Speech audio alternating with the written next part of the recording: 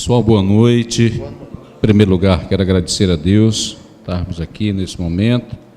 Permita eu falar de pé com as senhoras e com os senhores, até por respeito, e também porque a gente gordinho, quando a gente fala sentado, o diafragma não funciona direito, sabe? Então tem que ser em pé mesmo. Mas eu quero começar agradecendo meu amigo Edson, que gentilmente é companheiro 2 vezes, amigo de luta e é corretor também, como eu, corretor de imóveis. Obrigado, Edson, por ter tomado a frente, ter convidado a gente. Quero agradecer ao presidente dessa casa, o nobre vereador Pedro Cardoso, que gentilmente cede o espaço, se faz presente. Eu quero, no seu nome, agradecer também o nobre vereador Torres Carneiro, né, e todo o parlamento municipal aqui.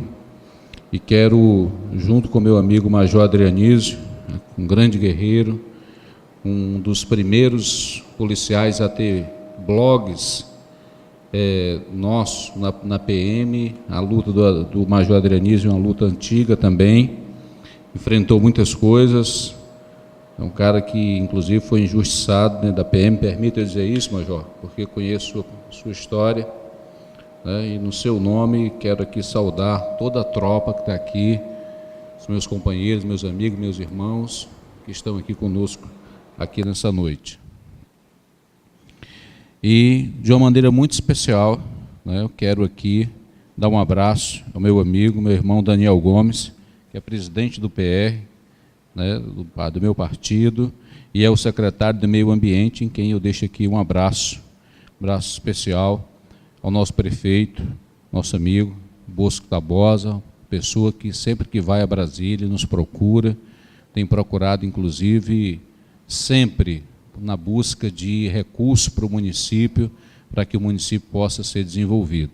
E quero deixar um abraço, apesar de não ter visto ninguém aqui, mas o pessoal do G9, que eu não posso de forma nenhuma deixar de ser grato a esse grupo, meu amigo Yatagan, que é um colega nosso, da minha turma da PM, junto com ele o pessoal do G9, o Geraldo e outros, que a minha campanha, em 2014, junto com a campanha do capitão Wagner, foi feito aqui pelos colegas policiais militares e tendo à frente o pessoal do G9, que acreditou na gente e foram às ruas juntamente com o pessoal da PM. Eu não poderia jamais esquecê-los ou deixar de citar. E agradecer a todos vocês pela presença, de uma maneira carinhosa, de uma maneira respeitosa, estar aqui conosco nessa noite. Eu fui convidado pelo Edson para nós falarmos sobre segurança pública e outros temas. Eu gostaria de, antes de entrar nos temas propriamente dito, se os senhores e os senhores me permitirem, fazer uma pequena análise da nossa conjuntura nacional, de como estamos vivendo, o momento que estamos passando. Nós sabemos que nós vivemos uma crise política ainda no nosso país, mas vivemos uma crise também econômica, mas, acima de tudo, nós vivemos uma crise moral. E talvez a pior delas seja moral. Eu acredito sinceramente que o maior problema do país, da nossa nação, não é a questão financeira. Um país como o nosso, ele precisa ser bem gerido, o que está faltando é ser administrado.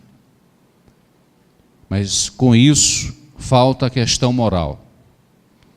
E hoje a mídia, ela tem de uma maneira generalizada mostrado o descaso, o desmando que muitos políticos nesse país têm apresentado. E a população também, de uma sua maneira geral, a analogia que se faz é que a maioria dos políticos são corruptos ou estão praticando ou praticaram a corrupção. Infelizmente, eu tenho que concordar, tanto com a mídia, tanto com a população, nosso presidente, que grande parte, ou uma parte, verdadeiramente praticou, tem praticado. Gostaria de dizer que não fosse, mas ainda vai praticar. Porque, lamentavelmente, a crise, como eu disse, ela é moral. A moral, ela foi embora, a vergonha, o compromisso com aquilo que é sério, cada dia mais ela se esvazia e se distancia dos homens de bem. Agora, queria eu que fosse apenas no campo da política. Queria eu que essa crise moral fosse apenas no Parlamento Federal, no Executivo, ou nos parlamentos municipais, ou nos chefes do Executivo municipais. Não. A crise moral, ela vem desde a sociedade. E ela tem a cada dia mais aumentado em todos os ramos, em todos os segmentos. Há 25 anos, há 30 anos atrás, eu vejo aqui muita gente que é da minha faixa etária, como eu, está com o cabelo já todo branco, tem mais branco do que preto, diferente de você, meu presidente, bem novinho aí, só tem cabelo preto, não sabe o que é um cabelo branco, se preocupe não, depois de 4 anos de Câmara, você vai saber alguma coisa o que é. Não é não, meu vereador? Mas quem tem a minha idade, quem lembra aí há 30 anos atrás, quando nós entrávamos num transporte público, ou mesmo se estivéssemos numa mercearia, num local público, e chegasse uma pessoa mais velha, a primeira coisa que fazíamos era nos levantar para o mais idoso sentar. Se fosse uma criança, se não fizesse, alguém mandava, menino, se levanta para o mais idoso sentar. Da mesma forma, se nós víssemos alguém com uma carteira caindo do bolso, você se apressava para dizer à pessoa que a carteira dele estava caindo ou ia cair. Hoje é o inverso. Hoje é a oração do macumbeiro, cai, cai, cai, que é para poder apanhar a carteira sem a pessoa ver. As crianças de hoje, no meu tempo, quando eu via um policial fardado, eu corria para dentro de casa. Não é? Isso lá no sertão, em Quixadá, isso era respeito, era medo, nós sabíamos que ali era autoridade. Os meus colegas, meus irmãos de farda que estão aqui, sabem muito bem que hoje as crianças menores nas ruas, de 8, de 9, de 10 anos, quando a gente manda ele para casa, ele diz, você não é meu pai? É dessa forma. E sem falar que essa corrupção hoje, se você está numa churrascaria, está passando um programa de televisão, o Jornal Nacional, que fala todo dia, o Jornal Nacional traz alguma matéria sobre corrupção, e aí se o garçom estiver perto, vai dizer, rapaz, só tem ladrão. Mas se você tomar mais de 6, 8, 10 cervejas, se você não fizer a conta direito, quando você pedir a sua conta, vai vir uma cerveja a mais. E algumas pessoas, se o garçom passar o troco e passar o troco errado, também não volta.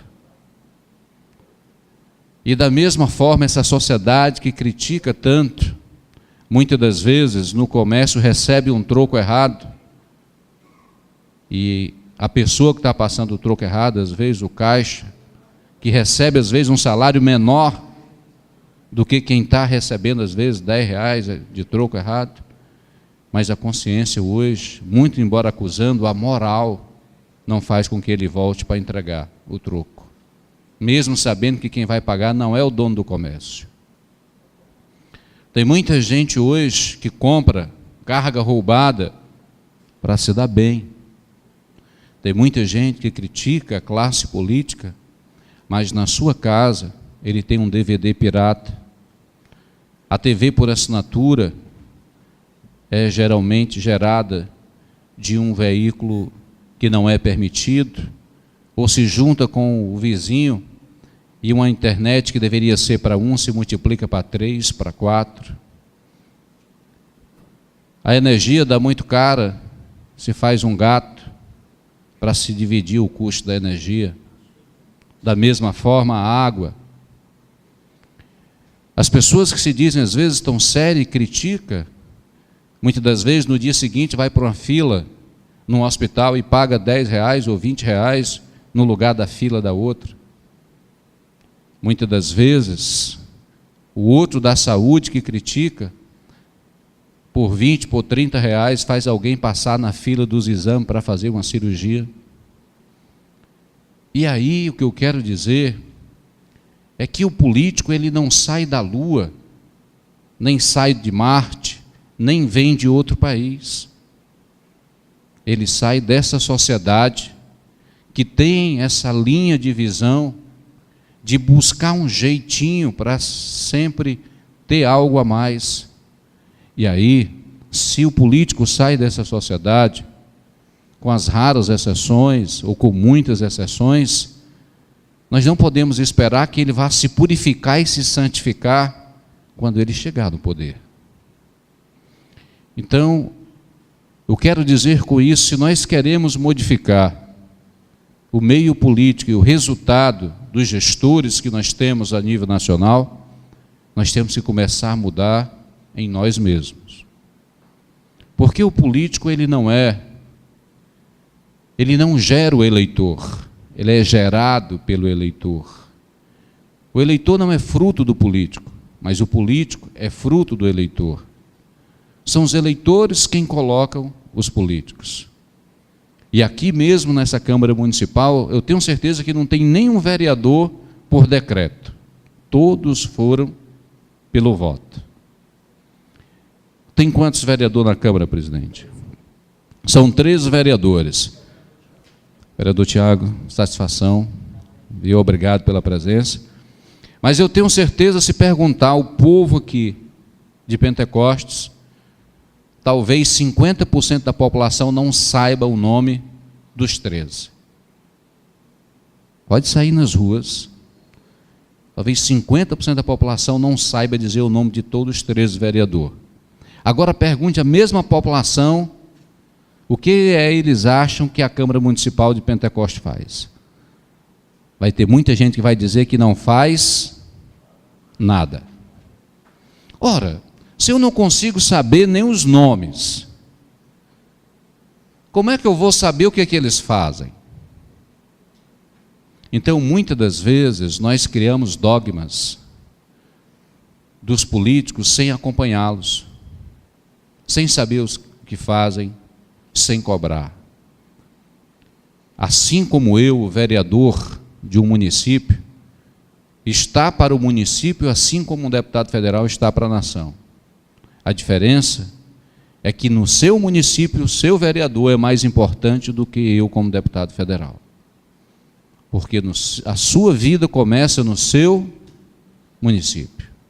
E quem fiscaliza a verba do seu município é o seu vereador. Quem faz as leis para o seu município são os seus vereadores.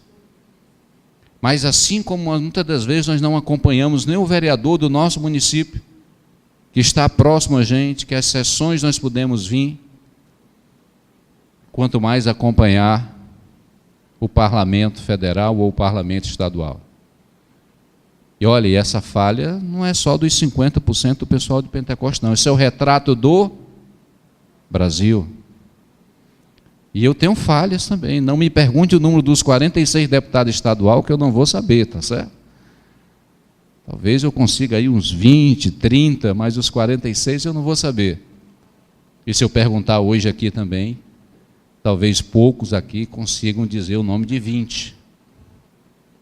Mas todos nós votamos, não votamos? Em 2014 nós votamos. E eu não me preocupo quando alguém diz assim, você lembra no deputado que você votou em 2014?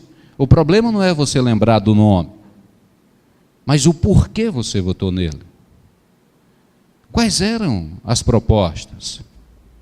Quais os projetos ele tinha como parlamentar para convencer ou para ser digno do seu voto? O voto não é um ato simbólico, que vamos às urnas porque uma lei nos diz que somos obrigados a votar. Não, eu quero que você lembre muito do que eu vou lhe dizer agora. O seu voto é a sua procuração em branco que você está passando para alguém lhe representar. Aqui, nessa Câmara Municipal, a população de Pentecostes não poderia vir toda ela para votar um projeto, porque não caberia, não daria para discutir, não chegaria a um consenso. Por isso se elegeu 13, para representar a todo o povo de Pentecostes, pelo povo de Pentecostes se votar. Por que os 13 vereadores fazem isso? Porque vocês deram uma procuração em branco nas urnas para que os vereadores pudessem votar por vocês. Assim como 120.484 pessoas me passaram uma procuração para que eu representasse elas em Brasília. E assim foi com os deputados estaduais. Mas por que nós passamos essa procuração em branco para essas pessoas e não acompanhamos? Por que que nós assinamos através das urnas, confirmamos no verde, passamos o nosso direito de fiscalizar, de votar, e muitas das vezes não acompanhamos, e aquelas pessoas que nós passamos a procuração, às vezes estão votando contra nós mesmos. Assim como nós, legisladores municipais, estaduais e federais, estamos para fiscalizar os municípios, os estados e a União, o eleitor também deve nos fiscalizar. Porque nós temos o seu maior patrimônio, a sua vida política, a sua vida social e a sua vida democrática você nos entregou através de um voto. E como não fiscalizar? Por que ficarmos reclamando nas esquinas, no WhatsApp, nas rodas de amigo, nas mesas dos bares, e cada pleito quando chega, tem gente que troca esse direito ou passa essa procuração por R$50, por R$100, às vezes por menos, e aí quer que o resultado seja diferente. E aí queremos responsabilizar, muitas das vezes, os políticos, quando nós deveríamos começar a responsabilizarmos a nós mesmos. A essência da política está no voto. No próximo ano, todos nós devemos comparecer às urnas. Nem todos vão comparecer. E ainda tem uma parte, aquela parte que diz que é o detentor do voto de opinião, que acompanha a política, que é a parte que é mais crítica, que se auto-intitula que não vende o seu voto, mas essa grande maioria está dizendo o seguinte: eu não vou votar, eu vou anular o meu voto, porque eu estou decepcionado com a política. Eu pergunto, bola na trave modifica o resultado? Voto nulo modifica o resultado?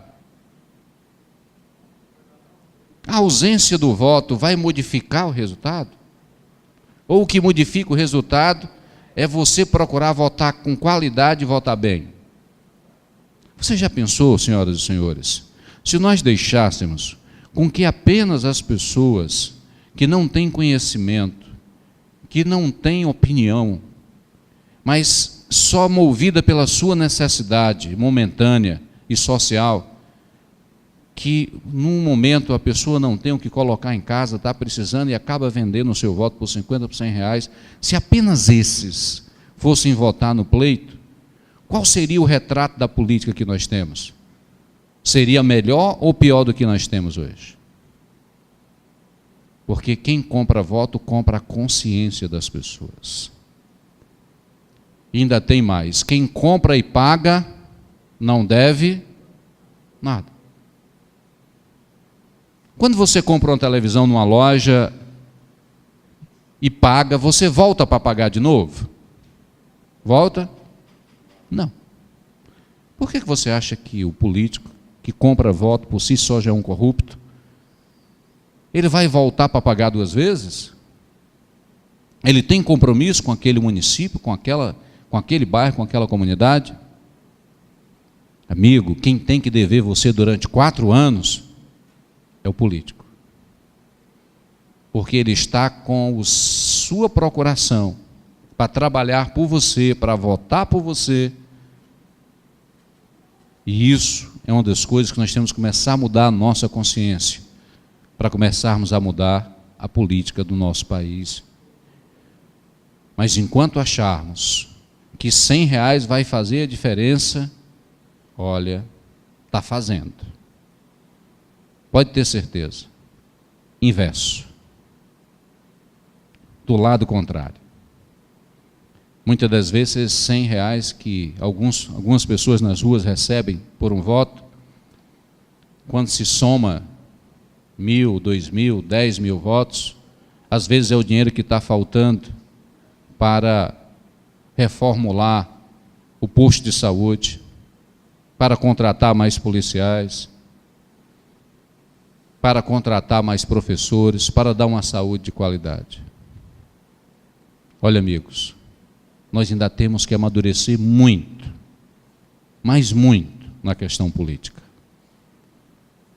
E aí você pode dizer, mas deputado, o senhor não comprou voto? Se eu tivesse, eu não tinha comprado, mas eu não tinha para comprar nem o meu. Não é porque eu vim aqui a Pentecoste na minha campanha e foi os colegas que deram o combustível para vir, foi o pessoal do G9, mais os policiais que reuniram o pessoal. Enfim, nós fomos eleitos pelo povo, pela vontade do povo. Eu pergunto a vocês, vocês têm me visto eu votar contra a vontade do povo? Vocês têm me visto eu me vender ao governo porque oferece 6 milhões de emenda, porque oferece 10 milhões de emenda? Isso passa. Mas o caráter da gente jamais pode ser comprado.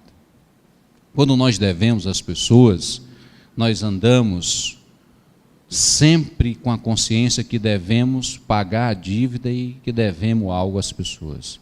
Eu me sinto devedor ao povo do meu estado. E as pessoas mais simples. Porque quem votou em mim eram pessoas que queriam a mudança. Eram pessoas que acreditavam que nós tínhamos como fazer uma política diferente. E muitos votaram em mim sem nunca ter me visto. Mas o colega que era policial, o amigo, o familiar, chegava e pedia um voto de confiança para ele. Então, pessoal, nós temos que começar a mudar a política do nosso país. Nós temos que mudar as nossas atitudes. Vou só dar para finalizar esse assunto, para vocês terem ideia. Antes de ontem, a equipe econômica do governo Temer anunciou que o salário mínimo que ia ser 979, agora vai ser só 969 para 2018. Ou seja, reduziram R$10 no salário mínimo. Eu sei que quando tem um momento que a gente diz assim, R$10 lá vale nada, depende do tamanho da conta que você vai pagar, não é? Porque se você chegar no banco faltando R$2, o caixa não recebe, recebe? Eu estou te falando só de conta. Mas para quem vive de um salário mínimo, R$10 faz falta sim, não faz? Agora você imagina R$10 somado dá conta de todo mundo que recebe um salário mínimo. Nós temos, senhoras e senhores, nada mais, nada menos do que 13.500.000 pessoas desempregadas no Brasil. A Polícia Rodoviária Federal só está saindo para atender a ocorrência se for com vítimas ou com veículo oficial. Não é com preguiça, não. É porque não tem dinheiro para botar sequer o combustível das viaturas. Não tem dinheiro sequer para colocar o combustível das aeronaves para socorrer uma vítima nas rodovias federais. Já falam em vender os aeroportos de Congonha e Guarulhos. O pós-sal do petróleo e alguns poços do próprio pré-sal, o governo já quer vender. Algumas usinas elétricas e termoelétricas também. Porque o rombo fiscal, que era de 139 bilhões, eles estão levando para 159 bilhões. Para você entender o que é isso, e é coisa muito fácil de você entender, a conta da sua casa, você recebe como pagamento R$1.000 por mês.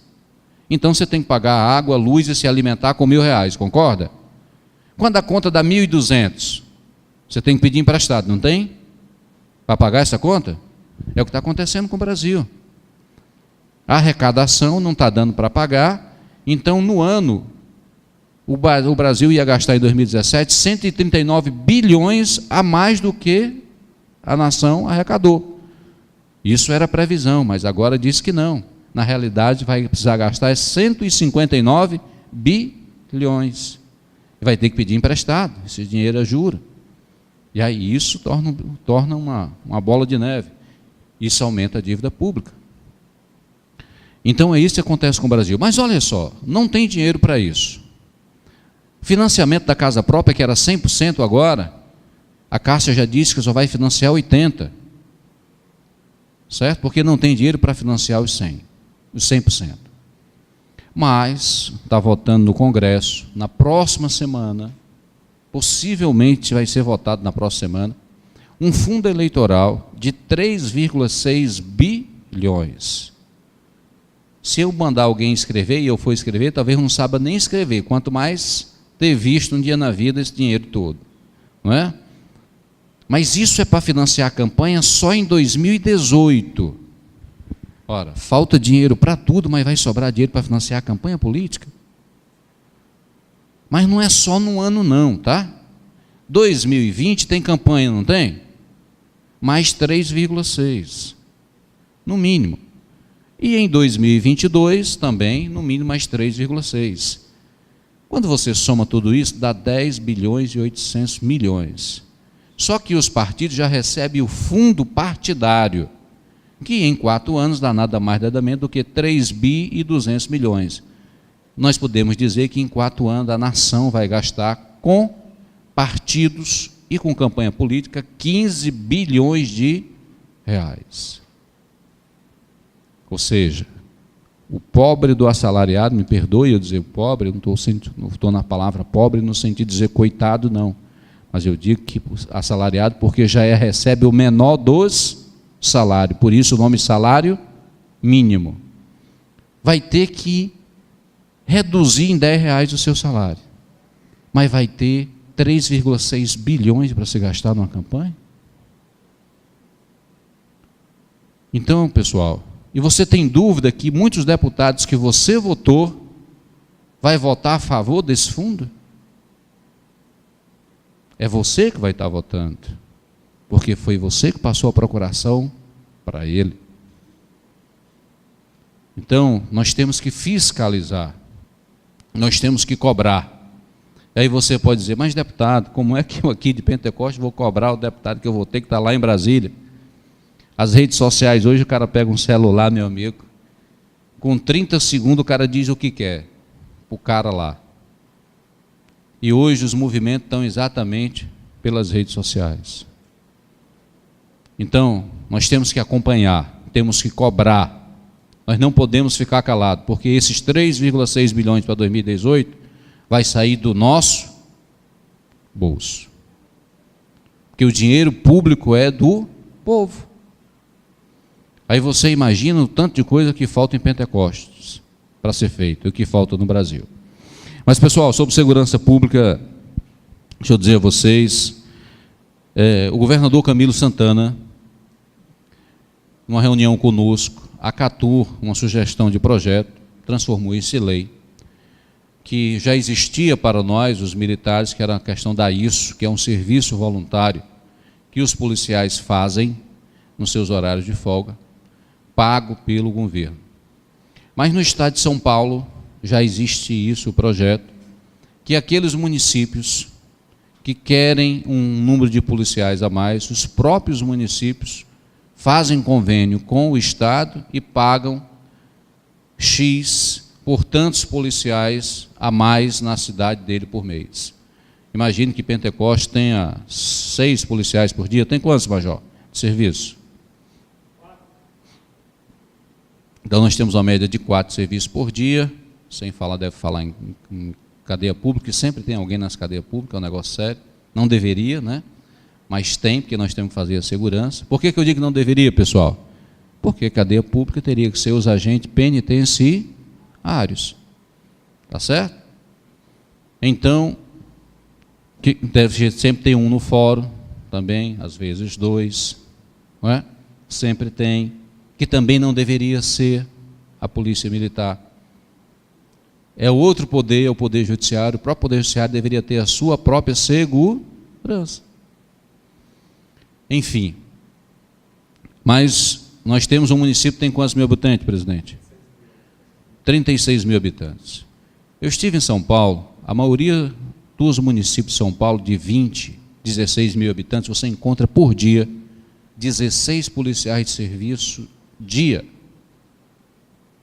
16. Nós estamos no município com 36, com 4. Mas esse não é o retrato de Pentecoste, não.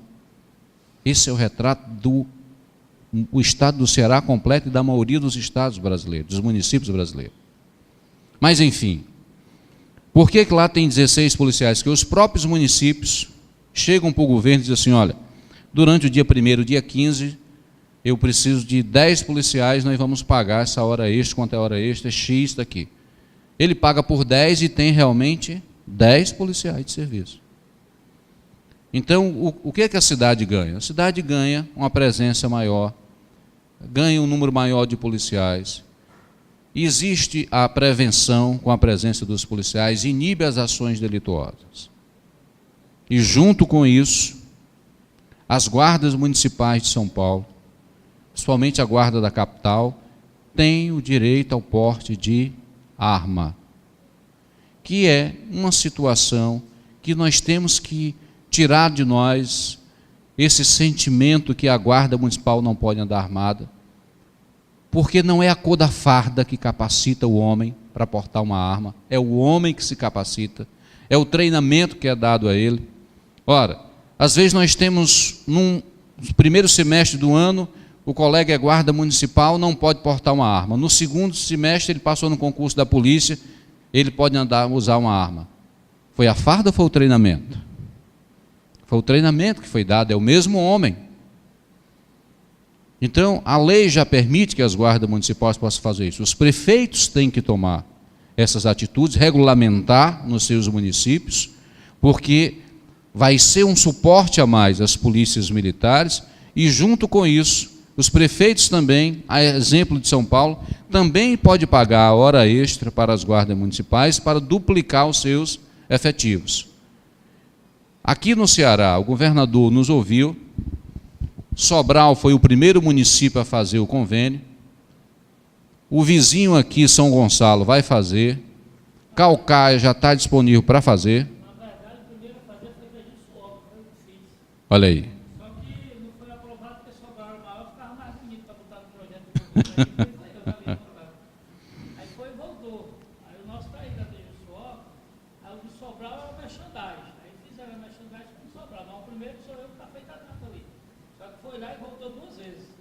Aí lançaram o de Sobral com aquela campanha bonita. Mas o meu está aí protocolado direitinho. Foi o primeiro a pegar o projeto a fazer fui eu. E mandei para lá. Pois a guarda, pois o secretário de segurança, conversei com ele, com o secretário de segurança adjunto, eles estão esperando que os prefeitos provoquem a secretaria. E eu disse, faça o inverso, procurem os municípios, aonde tem um índice maior de criminalidade, converse com os prefeitos. Se nós unirmos os nossos efetivos de PM e de guarda, os homens que estão nas suas folgas para trabalhar, eu tenho certeza que Pentecoste duplicaria ou triplicaria o seu efetivo diário e nós teríamos uma sensação de segurança muito maior. Resolveríamos os pequenos furtos, os pequenos assaltos, não tenho dúvida disso. Você sabe, olha, sabe quantos homicídios para cada 100 mil habitantes há em São Paulo, pessoal? 8,9. A cada 100 mil habitantes, existe 8,9 homicídio. Você tem ideia quanto é no Ceará? Quem se arrisca? 89 homicídios para cada 100 mil habitantes. 10 vezes mais. 10 vezes mais. É só questão de polícia que resolve? Não. Isso é fato. Segurança pública não se faz só com polícia.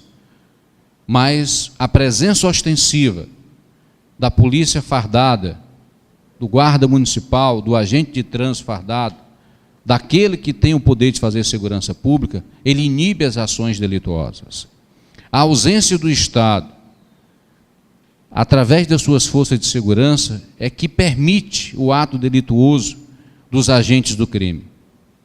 Então, se nós tivermos um número maior de efetivo, nós vamos ter uma segurança muito maior. E por que que os prefeitos têm que ter sua participação nisso? Tanto capacitando, preparando suas guardas municipais, como fazendo os convênios com as polícias militares. Porque Estado nenhum hoje consegue repor os efetivos policiais na mesma proporção que cresce a população. Não tem como. Não tem. O Estado de São Paulo, e é fixado em lei lá, 98 mil, só tem 88. Fez um concurso para 5 mil policiais e não chamou, para vocês terem ideia. Mas lá, a maioria dos policiais trabalha em suas horas de folga voluntariamente, porque, por exemplo, no estado do Ceará hoje, a média de um serviço do soldado, se eu não estou enganado, é na faixa de R$22 a hora. Então, ele trabalha 8 horas, dá uma média de R$176. Ele vai para um bico, para tirar numa farmácia, num posto de gasolina, seja o que for, ele vai tirar em média 12 horas, num serviço que não é legalizado, para ganhar muitas das vezes R$120. Trabalha mais e ganha menos. E só faz a segurança daquele estabelecimento. Se ele tiver fardado, com mais 1 ou 2 colegas, numa viatura, além dele ganhar mais, o risco de vida dele diminuir, a população vai ganhar mais porque ele não vai fazer só de um comércio, ele vai fazer de um quarteirão, de uma rua inteira, de 2 ou de 3 quarteirão. É ou não é assim? Mas os prefeitos também têm que dar a sua contrapartida para isso. E o prefeito não precisa dizer, eu quero 50 policiais. Não, ele vê qual é a sua capacidade financeira e qual é o quantitativo que ele pode pagar. E com isso a população ganha. Com isso, todos nós ganhamos. Então, agora esse projeto tem que ser aprovado também nas câmaras municipais, porque é um convênio que tem que ser aprovado pelas câmaras. Então, a Câmara Municipal de Pentecoste, pode até conversar aqui com o Major Adrianísio, pegar um modelo, e já provocar o prefeito para que possa celebrar esse convênio, assim como se deve cobrar também a um prefeito que capacite a Guarda Municipal, que equipe a Guarda Municipal, para que a Guarda Municipal tenha o seu treinamento correto e possa andar armado também.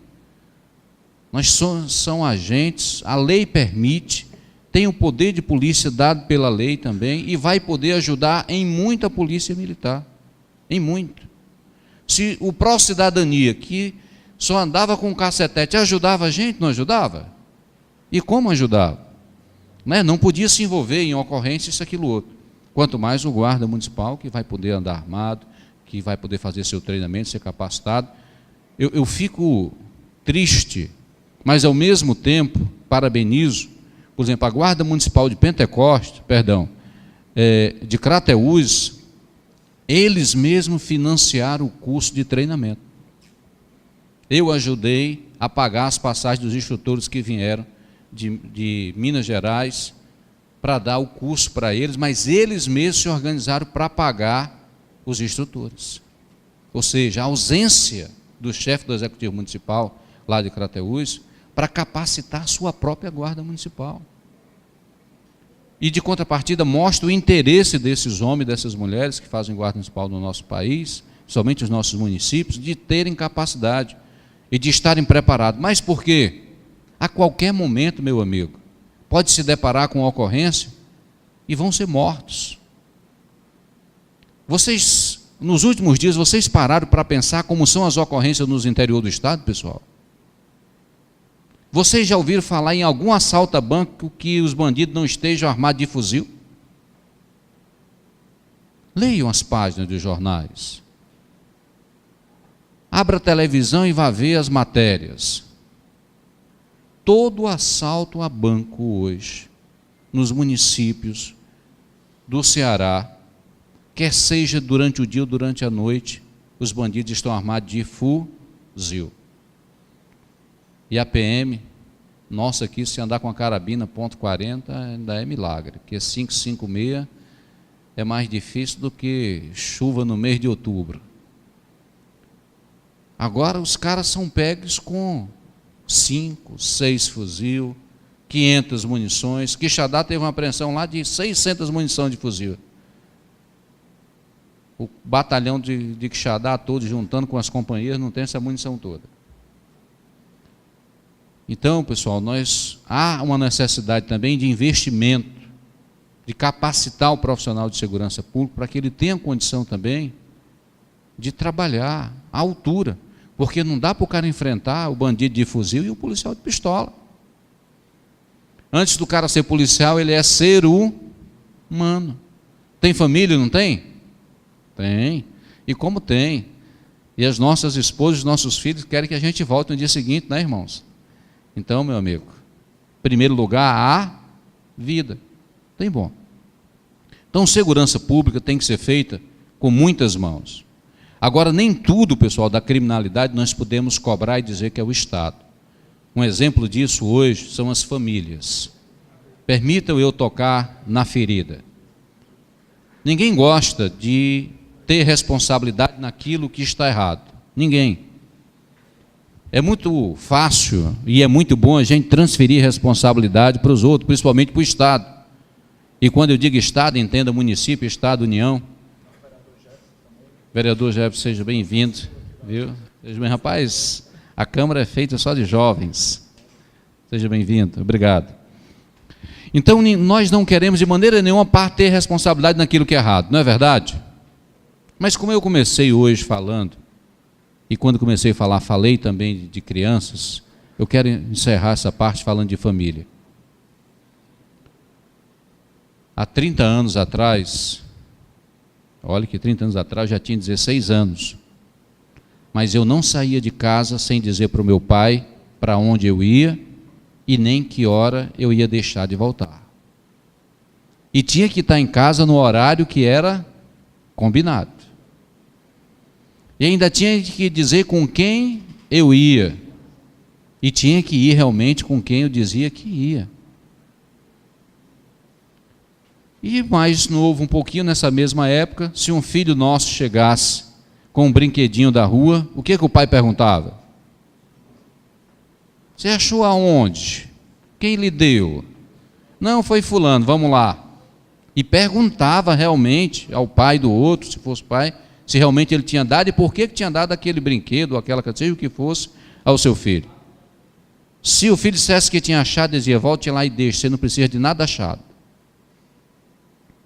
Era ou não era assim?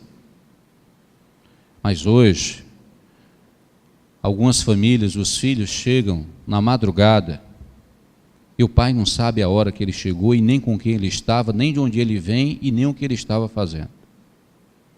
O filho não trabalha, mas às vezes chega com um celular que custa R$800, R$1.000. E o pai também não vai até o final para saber de onde é que ele trouxe aquele celular. Às vezes chega numa moto, passa 15 dias a moto em casa e ele diz que foi o colega que emprestou. Mas não vai atrás de saber quem é esse colega que está emprestando uma moto. Talvez aqui mesmo em Pentecoste, meia-noite, vocês vão encontrar meninas de 14, de 15 anos, 16 anos no meio da rua, que a mãe não sabe, que o pai não sabe aonde eles estão e nem com quem andam. E aí, se os pais, se as famílias não tomam conta, o crime toma. Se nós não educarmos os nossos filhos adequadamente, o tráfico acolhe. Se nós não prepararmos os nossos filhos e as nossas famílias para o mercado de trabalho, hoje o mundo do tráfico está contratando pedreiros. Não é aqueles pedreiros que edificam esses prédios, não. Mas aqueles que vendem pedra de crack que eles pagam R$4.000 por mês. E tem muito jovem na favela que não tem oportunidade sequer de conseguir um salário mínimo, é o primeiro a levantar a mão e querer a vaga. Mas esse preço é o emprego que ele não tem validade. Ele não tem validade nem para a vida. Então nós temos que modificar também, por incrível que pareça nos dias de hoje, a educação dos nossos filhos. Sabermos mais das nossas famílias. Às vezes nós temos tempo para tudo, mas às vezes não temos tempo para saber o dia do nosso filho. Aonde ele foi? Há quanto tempo vocês não escutam aquela frase: me diga com quem tu andas, que eu te digo quem tu és? Há quanto tempo? É ou não é verdade? A sociedade não tem mais se preocupado com isso. Hoje é uma inversão de valores que o cara que faz o errado é que é o esperto, não é? Que é o bonzão. E o cara que faz o certo é o otário. Não está assim. Está quase dessa forma. Mas eu digo uma coisa para vocês: o tempo para fazer o certo e o tempo para fazer o errado é o mesmo. A diferença é que o certo leva esse tempo para a eternidade. O errado te leva para um caminho de encontro a uma eternidade que não é eterna. Então, nós temos que educar melhor os nossos filhos, porque nós também temos responsabilidades hoje no mundo que nós vivemos. Infelizmente, nós não estamos mais cobrando como era para cobrar. Mas também num país onde se dá palmada num filho é crime, e matar uma criança no ventre é legalizado, fica difícil se educar também como deve ser educado. Então, muito obrigado e eu quero ouvir vocês.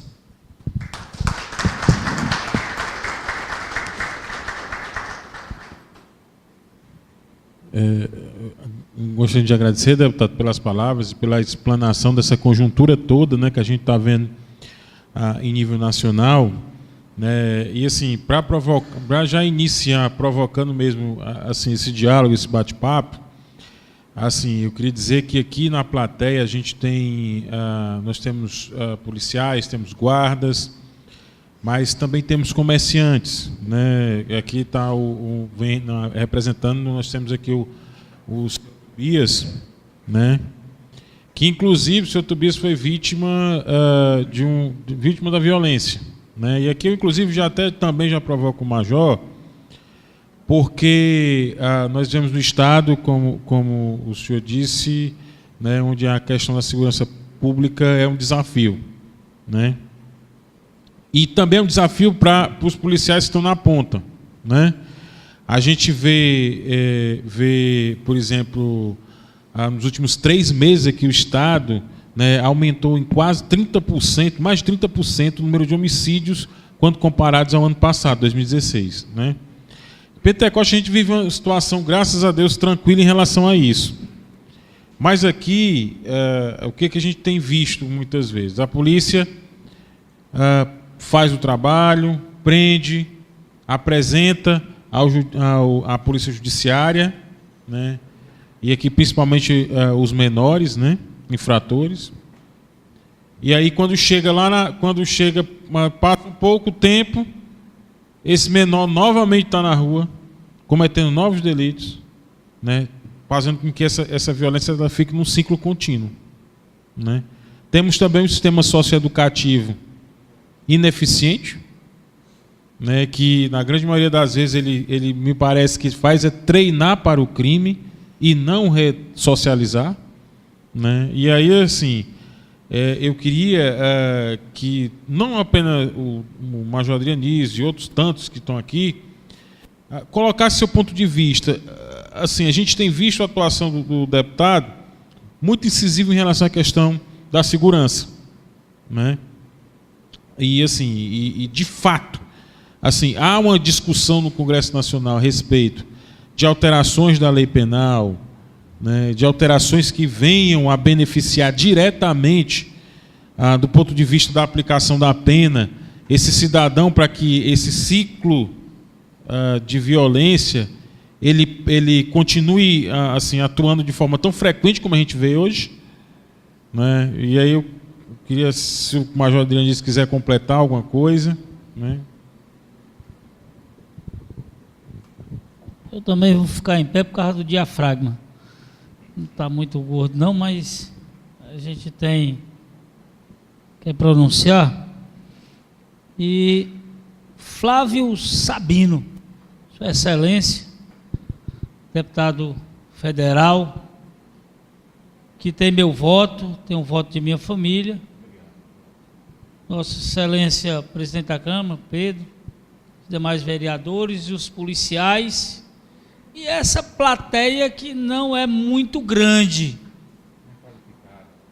mas acredito que bem qualificada, porque vieram estar presente para debater especificamente sobre segurança pública, que trabalha em defesa da vida.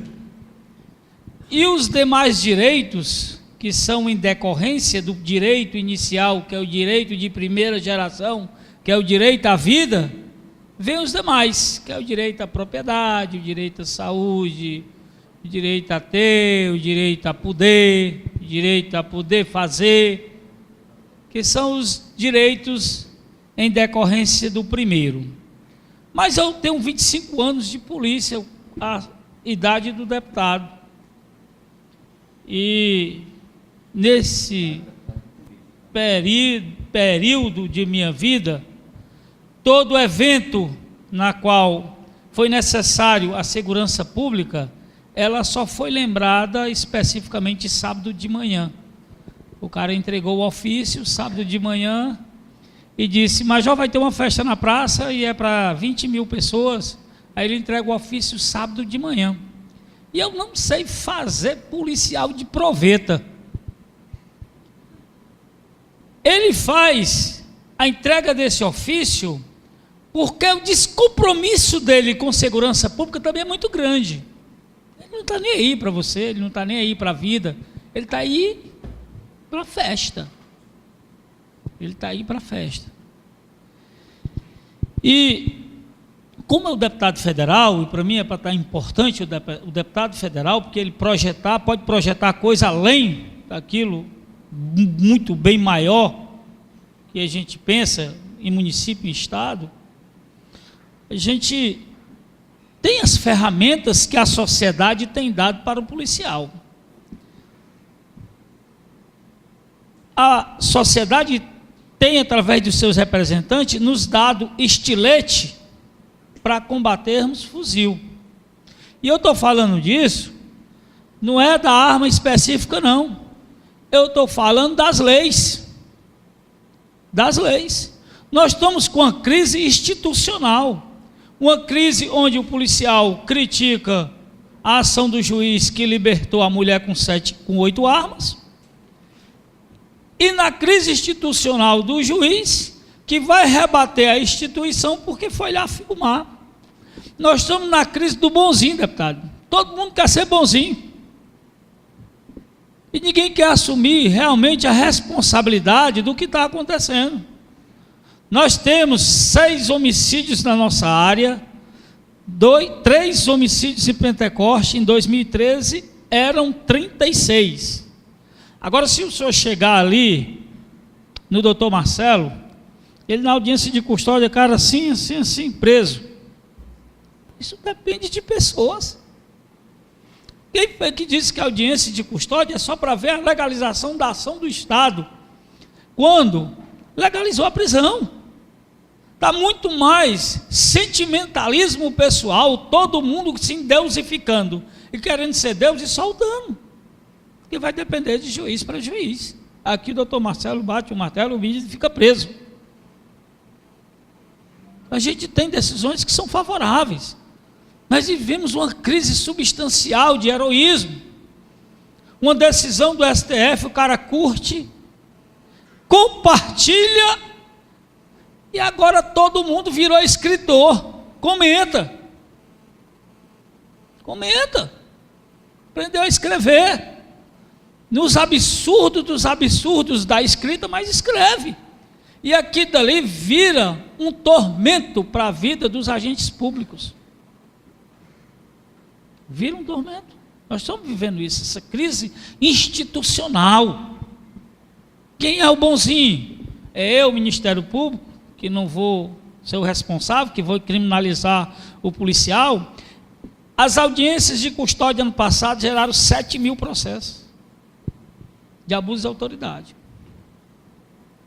Você sabe qual é a nossa população carcerária no Brasil? 600 mil presos, 58 mil são mulheres. Cresceu 600% a quantidade de mulheres que passaram a cometer crime e 250% a quantidade de homens. Quanto tempo custa para você fazer um presídio para 1.000 presos? 7 anos. O governador já saiu. Então, o que a gente tem que fazer com os presos? O nosso sistema que nós estabelecemos de encarceramento, ele está dando certo? O que diz a nossa Constituição? Que as pessoas precisam saber que o princípio é a liberdade. O princípio não é a prisão. O princípio é a liberdade. Mas o que a sociedade quer quando você prende? Ela quer preso, massacrado, torturado ou então morto. Aí quem o diga que ele quer que o bandido também vá para o quinto dos infernos, porque ele não acredita no primeiro inferno. Ele quer que o bandido vá para o quinto, porque o primeiro ele não acredita. Então nós estamos numa crise existencial de instituição. Nós entramos no início da Constituição de 88, já pegando todo. Hoje é que nós estamos aprendendo a Constituição de 88. Nós estamos participando das audiências de custódia, que é a resolução do Conselho Nacional de Justiça, que vem lá do artigo 7º do Pacto São José da Costa Rica, que o povo não sabe nem o que é o Pacto São José da Costa Rica. A Declaração dos Direitos Humanos, ninguém sabe, mas está lá todo dia comendo audiência de custódia. Então o povo, eu acho que não é representado, porque a ferramenta que o povo dá para a polícia é a ferramenta da lei, que a gente vai utilizar. E nós, agente público, hoje nós estamos refém. Tânia Zaguri, ela fez um livro chamado Professor Refém, eu vou fazer um também. O policial está refém. Nós estamos refém, sem ter a quem pedir. Não temos armas para combater os bandidos, não temos força capacitada pelas leis para que a gente possa agir, e ainda tem um site ensinando a nos criminalizar. E esquecem que dentro da farda tem um pai de família, tem um homem que está inserido dentro da sociedade. E eu fui na Universidade Estadual do Ceará, deputado, fazer um curso, e a mulher disse: amanhã vocês vêm todos apaisando. A gente estava tudo fardado. Amanhã vocês são cidadãos. Aí eu digo: eu não era, não. Eu pensei que eu era fardado. Eu não sou. Sou extra a cidadania porque estou fardado. Mas creiam que aqui tem um homem e tem pai de família dentro dessa farda. E essa luta nós ingressamos muito cedo. Você conhece, esteve com a gente. E a gente luta por esses homens, a gente luta pela nossa profissão, a gente ama o que gosta. O que a gente pode? Eu estive olhando aqui a caderneta, quem teve curiosidade, e não sei se ler os projetos aqui, são tremendos. Coisas realmente necessárias que o deputado aqui viu, anotou. Eu sei que o esforço lá é tremendo. Eu sei que lá também a pessoa se entristece porque não pode fazer mais. E talvez até esse reconhecimento por tudo isso aqui, a pessoa não tem no voto, porque prefere o outro conhecimento, esse que você não dá a mão palmatória para que as pessoas batam e não se vende. Esse aí talvez não traga tantos votos, mas é reconhecido isso aqui que eu ralei. Eu venho acompanhando o seu trabalho, venho acompanhando do nosso deputado estadual também, sei da importância da politização da corporação, da importância desse acompanhamento dos policiais militares que a vida inteira foram renegados. E Pentecoste, deputado, atualmente tem esses pontos positivos. Nós temos a nossa tropa que mora na cidade. Por morar na cidade, são vigilantes tanto quanto de serviço como fora de serviço. São 40 homens que todos eles estão armados. As armas eu pago para eles, não fica lá dentro do quartel não. Cada um tem sua arma na sua casa. A arma é da polícia para ele, numa necessidade de um assalto, ele ter dentro de casa para dar apoio a gente. E são colaboradores. Eu tenho uma satisfação tremenda de ter esses policiais como subordinados, eles sabem disso. Eu cheguei aqui, foi acolchando até o eixo, ele já me conhece, tudo assustado, mas quando eu cheguei eu vi homens realmente dedicados a essa cidade, e eu só tenho a falar sobre o mérito deles. São da cidade, são responsáveis, não se sai de 33 homicídios e toda semana uma marcha contra a violência para 3 homicídios de jeito nenhum. Isso é trabalho. Mesmo diante da circunstância, viatura ruim, quebrada, gente fazendo, tendo o plus mesmo, toda dificuldade para ter esse policiamento, 4 homens, 2 na serrota da 6, trás de um canto, trás do outro, e hoje foi até citado a nossa cidade, para quem não sabe, em audiência com o secretário sobre a nossa, perguntaram o que era o segredo. O que é o segredo do Pentecoste? De 36 para 3. Qual é o segredo? Acho que em canto nenhum no mundo teve essa redução de criminalidade. Qual é o segredo? Os meus policiais. Foi a minha resposta. Isso foi dado. O que é? Os meus policiais. Pode perguntar a qualquer policial de Fortaleza, pergunte se é um soldado daquele dali. Digo, o que é CVLI? E pergunta, o que é CVP? Aquilo que você não acredita, aquilo que você não sabe o que é, você não tem como defender. Isso foi dito aqui. E ele não sabe o que é CVLI e o que é CVP. O meu sabe. Que são os crimes violentos, letais, intencionais, e são os crimes contra o patrimônio. Eles têm que aprender isso, porque senão eles não vão defender essa bandeira. Eles precisam ser educados para saber, eu tenho que fazer isso. Não é só o comandante que tem que saber, não. Para ganhar a meta, não. Todo mundo tem que ganhar a meta. Então, todo mundo tem que saber. Então, esses homens que estão aqui representados, eles estão aqui, vieram porque eu não convoquei, não. Vieram porque quiseram. Viram no WhatsApp aí e vieram. Não convoquei, não. Eles são realmente o resultado desse ponto positivo, dessas ações que têm acontecido aqui em Pentecoste. Não só o Major Adrianísio, mas todos eles. Esse é o nosso diferencial. E eu quero aproveitar e pedir que cada vez mais faça propostas que possam melhorar a nossa vida como policial aqui. Eu sei que como deputado federal tem muita coisa que pode ser colocado para a gente, no próprio direito militar, no próprio, eu vi essa semana, não sei, a respeito do Código Disciplinar, uma coisa que passou aí, a respeito de tirar a prisão do Código Disciplinar, que hoje ainda tem a prisão, não sei até que ponto isso é positivo ou negativo, mas acho que deve ter uma comissão debatendo isso. Acho que foi muito positivo, do meu ponto de vista, mas tem outros que acham que não. E assim, a gente confia no seu trabalho, confia que a minha família e a minha família policial está com o deputado, acredita nos projetos do deputado, e esse fato faz com que Vossa Excelência tenha a nossa credibilidade. Muito obrigado.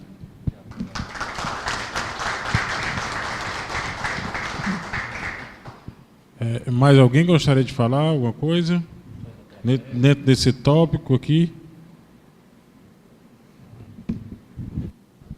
Torres. Zé, depois passar aqui para o Torres primeiro, né? Boa noite a todos.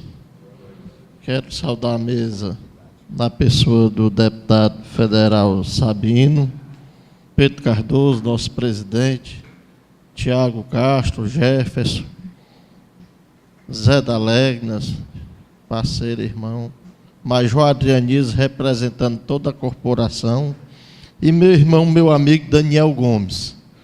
Quero saudar a plateia, uma pessoa de uma estima muito grande da minha família, que é o Tobias. Muito amigo da minha mãe e de meu pai. Então, externo esse sentimento, Tobias, que sempre que é falado no seu nome, no seio familiar, é falado de bem, é bem acolhido. Eu não posso aqui dizer, eu vim para passar 20 minutos nessa audiência pública. E o início da sua partilha e o seu desenrolar nela me cativou e me segurou. Porque o senhor puxou uma coisa muito importante. Crise moral. E os valores morais de um cidadão representam um policial bom, um vereador bom, qualquer classe social. Ela não é representada, não é pelo cargo, é pelos valores, que não é comprado. Eles são conquistados de acordo com o caráter de cada um. Isso, para mim, foi muito gratificante, que é o resultado da audiência pública.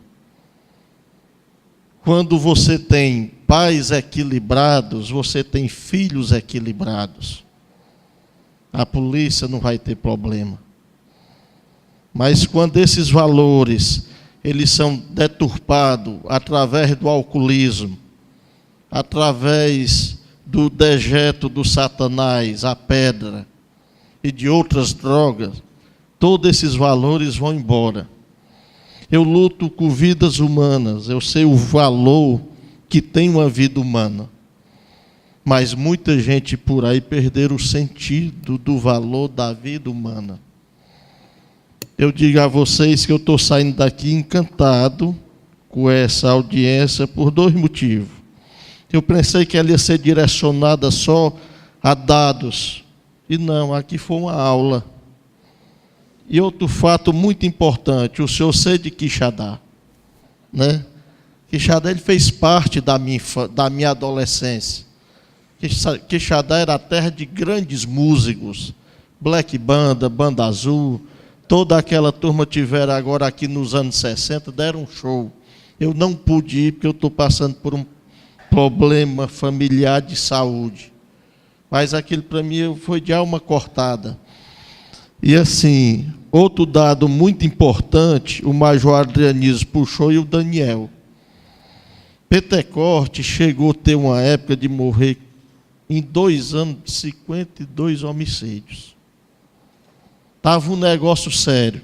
Todo domingo eu estou ali no Pirambu, Bom Jardim, eu estou na periferia fazendo um trabalho voltado para o outro. E sempre quando eu era convidado a partilhar, alguém dizia, vixe, do Pentecoste. Então a imagem altamente negativa. E a gente trabalha em cima de estatística, isso me deixa muito feliz. Eu estou fazendo uma residência num bairro periférico. E quando eu digo que vou morar na Santa Inês, da qual o Jefferson foi lá ontem, alguém diz assim, você vai morar na Santa Inês? Eu digo, vou. Mas por que você vai morar na Santa Inês? Eu tenho um amigo policial federal dessa cidade chamado Erivelto. O Erivelto foi morar no bairro de Pedreira em 1986. Aí a turma disse, esse homem é louco. Ele mudou a história do bairro. Como eu quero mudar a história daquele bairro também. Eu quero mudar a cultura daquele bairro. Dizer que ali moram cidadãos. Tem um lado negativo? Tem. Mas vamos reverter. Como é que se reverte? Na prevenção. Um dia eu fui criticado aqui quando foi feito algum comentário, que eu digo que a melhor arma é a prevenção. Porque tem alguns caminhos que são seguidos que são quase sem volta. E quando você começa a trabalhar essa criançada, essa adolescência, mostrar para ela o que é você usar uma pedra, qual o grau do alcoolismo, que é a porta de entrada para todas as drogas, você fazer um trabalho, mostrar que o caminho para o futuro é o estudo. Tem que mostrar isso. Se a gente mostrar isso, a gente começa a avançar. Muitas às vezes, a pessoa entra pela desinformação. E eu vou mostrar a vocês como as coisas mudam. Eu assisti um programa chamado Serginho Grosman. E lá no debate, alguém perguntava a ele, por que estão matando tanta gente no Rio de Janeiro? E a turma começaram a arrochar ele. E ele, por ser evangélico e muito sábio, ele falou a seguinte frase: eu posso colocar um policial militar em toda esquina do Rio de Janeiro, mas se Deus não entrar no coração deles, nada funciona. O principal valor do mundo esfacelou, se chama família. Quando a família está esfacelada, o resultado é negativo. Aqui o deputado, a excelência, falou muito bem de São Paulo. Na minha concepção, isso se chama gestão. Muitas das vezes eu uso essa tribuna para falar de Geraldo Alckmin, para falar de Álvaro Dias, de Tasso Gereissati, de Celso Brant, que Deus tem aquele cidadão no bom lugar, de Jefferson Pérez, de Pedro Simão, porque são pessoas sérias que o país ainda tem. E eu digo a vocês que São Paulo tem algum desses dados que ele trouxe para nós. Ninguém administra um país durante 26 anos sem perder a eleição e sem ter o resultado positivo, não.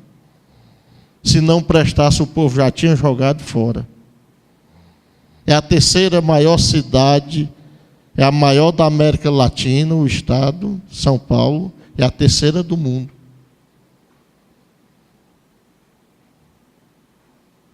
Isso. E assim, aqui foi falado da crise econômica, da crise política. Realmente, o descrédito é grande. Mas eu recebi hoje aqui uma aula. Nós vamos para uma loteria e a gente quer furar a fila. A gente vai para o hospital, às vezes tem uma pessoa mais doente que a gente fura a fila. Isso é desonestidade. Aí no outro dia a gente está nas redes sociais esculhambando, criticando, e às vezes a gente não olha para dentro de si. Isso se chama, sabe como? Tem uma frasezinha: final do ano, eu quero pintar minha casa, eu quero trocar os móveis, eu quero mudar o piso, mas na verdade eu tenho que mudar interior. Tem que morrer um homem velho e nascer um homem novo. Aí a gente tem como mudar. A segurança tem como mudar. A gente não pode exigir muito da corporação. E eu vou encerrar minhas palavras dizendo que eu sustentei minha família, deputado, em consequência da polícia militar, da qual tenho uma gratidão muito grande. Eu fiz pancadão 12 anos nessa cidade, meu irmão. E aqui tem amigos que me ajudaram. Porque se o senhor botar 20 segurança, eles não respeitavam.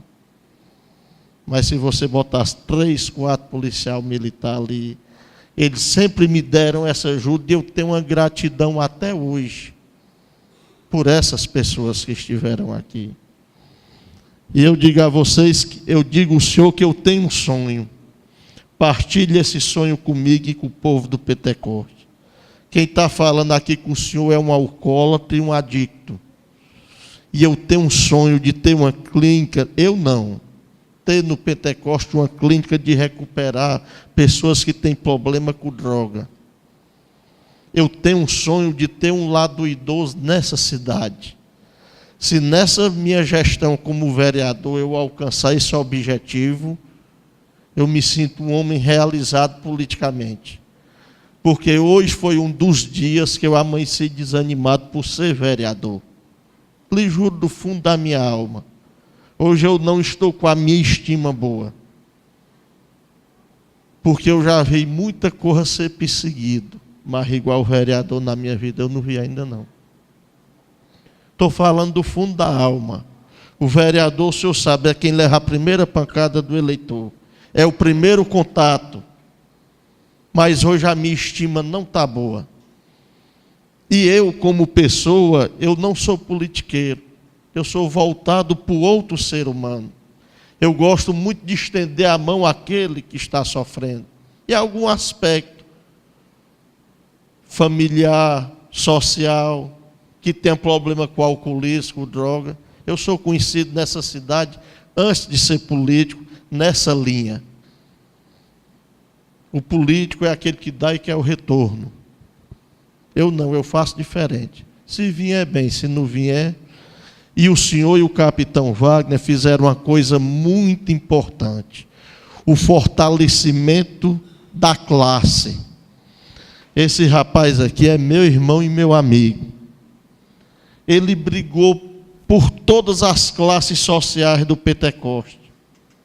Mas o senhor falou uma coisa interessante. Ele não teve, e nem é da ética dele, que ele é um cidadão. Mas quem tinha 50, 100 reais, alguns se elegeram. Mas ele não perdeu nada. Quem perdeu foi o povo do Pentecoste. Eu digo isso sem medo de errar. É um secretário atuante, é uma pessoa dedicada, eu acompanho há anos. Ele tem linha. O pai dele é aquele cidadão ali, que para mim foi a maior liderança que o Pentecoste já teve. Que é o meu saudoso estimado José Gomes da Silva. Um homem que tem Pentecoste, deputado, quarta-feira faz 144 anos. Então, falar de Pentecoste sem falar de José Gomes da Silva, não leia o livro que ele está falsificado. Não, estou falando do coração. Ele está falsificado. Foi o homem que trouxe a hidrelétrica de Paulo Afonso, trouxe hospital, trouxe muito emprego para a região. Foi uma liderança fora do comum. E o principal, ele tinha vergonha. Só prometia aquele que podia fazer. Então, para mim, esse fortalecimento, esse crescimento do senhor e do capitão Wagner, fortaleceu não só a classe. Eu fui pedir voto para o meu deputado, eu levei 4 não. De 2 filhos, da ex-mulher e da cunhada. Disse, rapaz, nós lhe apoia para vereador e para prefeito. Agora, para deputado estadual e federal, estamos fechados. Eu tenho um filho policial e eu respeitei. O senhor foi muito parecido, com todo respeito. Era um voto que ninguém tirava. Pelo contrário, o senhor criou milhares de vários cabos eleitorais, que foram os policiais militares, filhos, esposas, se dedicaram ao senhor e ao capitão Wagner. Eu estou sabendo que o senhor vai sair do partido, mas vamos falar de política e vamos falar de ética moral. O presidente regional do PR é um homem de ética, de moral, de valores como ser humano. É o nosso estimado Lúcio Alcântara. Aquele cidadão é um dos poucos políticos que eu conheço que ele tem uma conduta como ser humano ímpar. Você não vê falar assim do doutor Lúcio. Eu estou falando que ele tem 50 anos de carreira. E é um homem íntegro. E diga a ele que o PR também está muito bem representado na nossa cidade, com o seu parente Daniel Gomes. Então, aqui, eu saio daqui muito gratificado, deputado, lhe pedindo um apoio em relação ao que é que o senhor pode fazer, me dar uma luz, ou passar para o Daniel, em relação a essa clínica para salvar vidas. E esse lado dos idosos, que é onde a terceira idade a pessoa volta a ser criança. E a pior coisa do mundo é você terminar os dias de vida sem ter onde morar. Com 75, 80 anos. Então, eu tenho compaixão. Compaixão é se pôr no lugar do outro. E assim, é duas coisas que me dói na alma. É quando eu vou a uma praça domingo à tarde de Fortaleza, que eu vejo ali 30, 40 alcoólatras e adictos. Todos eles têm casa. E aquilo dali gera, sabe o quê? Assalto de celular, assassinato no centro de Fortaleza, gera tudo que não presta, e isso faz com que a segurança pública se desdobre cada vez mais. Eu acho que a droga é o grande empecilho hoje do nosso país. A pedra. E sem fanatismo. Eu acho que teve um partido e um governo que contribuiu muito. Que os produtores de droga é da Bolívia, é da Colômbia, é daqui. Então, se você pegar de 7, 8 anos para cá, o negócio pesou demais, abriu demais. Você tem uma rodoviária federal, como a gente ouviu que ele tem dados, não tem dinheiro para botar gasolina. Você imagine uma fronteira, que tamanho é o país. Vizinho maior produtor de droga do mundo, que é a Colômbia, que é a Bolívia. Então eu vou ficar por aqui. Eu vou ficar por aqui, dizer ao senhor que eu não sei se eu vou pedir voto para o senhor. Mas depois desse primeiro contato, eu quero lhe dizer uma coisa. Fique tranquilo. O senhor está muito bem representado aqui. Eu já estou sabendo que o senhor está trazendo emendas para o nosso município, que o Daniel me falou, o prefeito Bosco. Eu quero lhe dizer uma coisa. O senhor tem pessoas dedicadas ao senhor e ao capitão Wagner neste município. Meu muito obrigado. Foi muito bom ter hoje aqui nessa audiência pública. Eu saio daqui renovado. Meu muito obrigado a todos.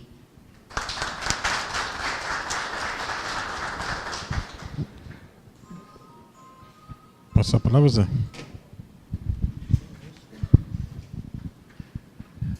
Meus amigos, boa noite. A Dalegna vai falar pouco, mas eu tinha que falar porque se eu não falasse hoje aqui, deputado, com certeza eu ia me engasgar com o meu próprio veneno. Sou comerciante, nas horas vagas, alimento o blog Notícias Pentecoste e gosto do que faço. Eu quero cumprimentar o senhor como meu conterrâneo lá das quebradas do Quixadá, com certeza criado à base do omelete das ovos da galinha choca. Eu sou lá do Chorolimão, para ser mais exato. Major Adrianício Paulo, comandante da Polícia de Pentecoste da 4ª Companhia, que a gente tem acompanhado o trabalho dele, um trabalho sério, não só dele, mas também dos policiais que são seus subordinados, sargento, o tenente Delmiro, secretário do Meio Ambiente, Daniel Gomes, presidente do PR, o presidente da Câmara, Pedro Cardoso, vereador Jefferson, vereador Torres Carneiro, meu amigo, meu irmão, também o vereador Tiago, Edson Santos, e vocês aí, eu me sinto em casa. Passei quase a tarde toda, deputado, juntamente mais o meu amigo André Barros, que passa o dia todinho nós dois juntos. Nós alimentamos o blog Notícias Pentecoste, e hoje à tarde tinha um projeto bonito aqui, projeto Tabuando, e eu via os meninos nos desafios matemáticos aqui, e eu ficava empolgado sabendo que projetos como esse é tão importante, porque ensina as nossas crianças a pensar e a raciocinar de forma rápida.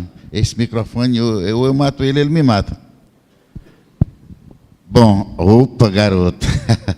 Então, eu quero dizer que a satisfação que a gente tem nesse momento, durante o período que nós estamos, que vocês, nós estamos participando desse momento, aproximadamente 2.000 pessoas assistiram. estão assistindo. E isso me deixa satisfeito porque, mesmo não estando aqui presente, nós estamos atingindo o nosso objetivo de levar essa informação importante, verdadeiras aulas, verdadeiros pensamentos positivos em direção à nossa segurança, em direção às melhorias de vida do nosso povo. Isso nos deixa satisfeitos e com a certeza de que valeu a pena a gente estar aqui, mesmo cansado, mas nós estamos aqui dispostos a ir até o final. Deputado, o Pentecoste é uma terra boa, rapaz. É uma terra santa. Eu sou filho de Pentecoste por adoção. Eu sou doido por esse Pentecoste velho. Moro aqui há 22 anos. E quando a gente começou com esse negócio de blog, eu já fui ameaçado algumas vezes, ameaçado de morte, ameaçado de tem que pegar a fila. Mas a gente nunca deixou de dar voz à população, e em especial mostrar o trabalho da segurança pública. Quando o Major Adrianísio falou das passeatas pedindo segurança, eu estava puxando elas, eu provoquei elas, porque a gente não aguentava mais toda segunda-feira ter 2, 3 enterros. É impressionante só matar de segunda-feira, não sei porquê. Então, acontecia, meus amigos, que a gente ficava preocupado. Eu moro aqui, minha família mora aqui, e eu, como cidadão, não podia ficar quieto, e não fico.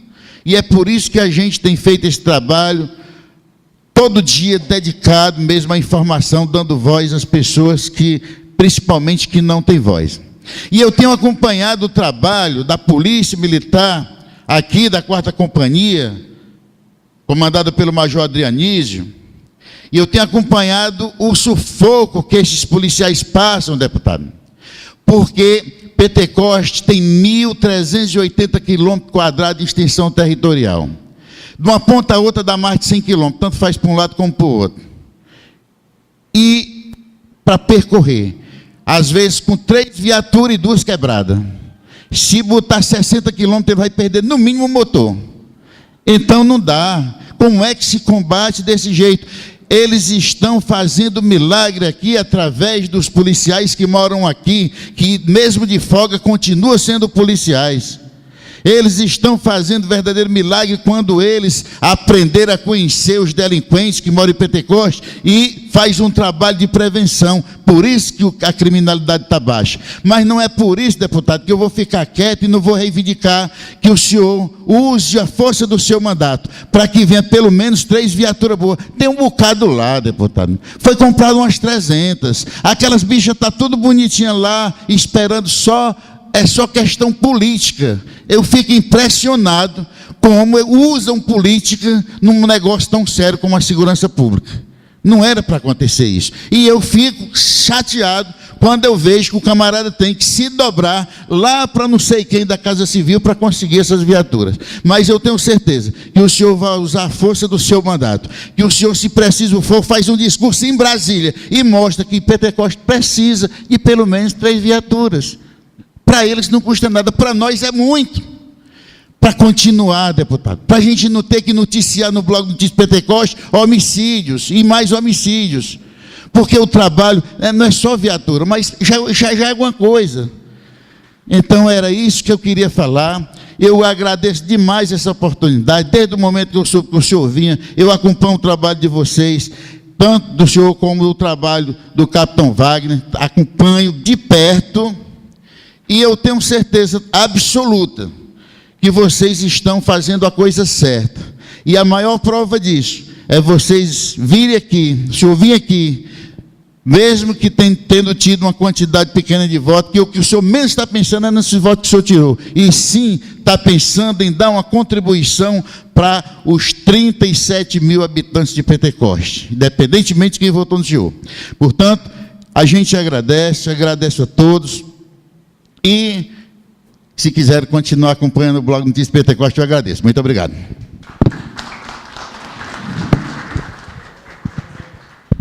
Intervenção, deputado? Vamos fazer um comentário? Mais alguém? Alguém da plateia? Seu Tobias, queria falar alguma coisa? Passar aqui.